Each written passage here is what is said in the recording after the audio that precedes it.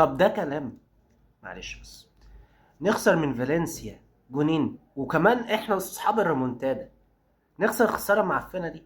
يعني ده احنا اتخذنا على قفانا، اقسم بالله اتخذنا على قفانا. 2-1. وبعد كده يعني احنا كده الدوري ضاع، شكرا باي باي دوري. تخيل يعني برشلونة تبقى مركز اول في الدوري وريال مدريد تبقى التانية، يعني فرق 3 نقط. هتقول لي ده ما ده كتير او قليل او زي ما انت شايف، انا شايف ده كتير قوي. ليه كتير قوي؟ اول حاجة احنا ما عندناش تكنيك، ما عندناش دفاع، ما عندناش اي حاجة، احنا ملط. الموسم ده احنا ملط. عندك برشلونة، انت لما شفتها مع ماتش اتلتيكو وشفتها في ماتشات تانية، في تقسيمة، في فرقة، في دفاع، في خط نص. يعني مفيش حاجة واقعة، يعني الدفاع موجود، في خط نص، في هجوم.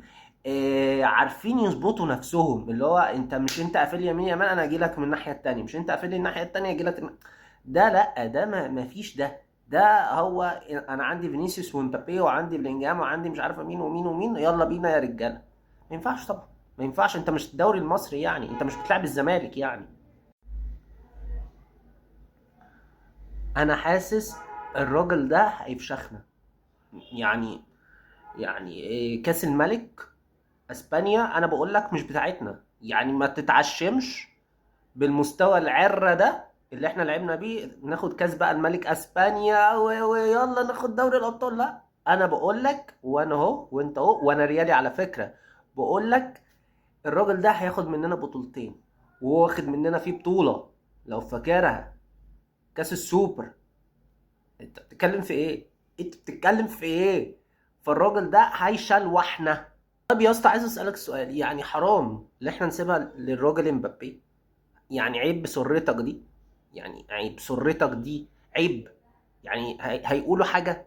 يعني هيشتموك بامك مثلا لو انت ما سبتها لمبابي يعني؟ ولا انت كنت عايز تعمل كيلو بامية عشان ولا ايه؟ ولا كنت مش فاهم. ما كنت ما تسيب ام الكورة، يعني ما تسيب ام الكورة. ايه جو ابتدائي ده يا اسطى؟ يا عايزين بجد نشيل انشيلوتي ونحط يورجن، يعني يورجن كلوب.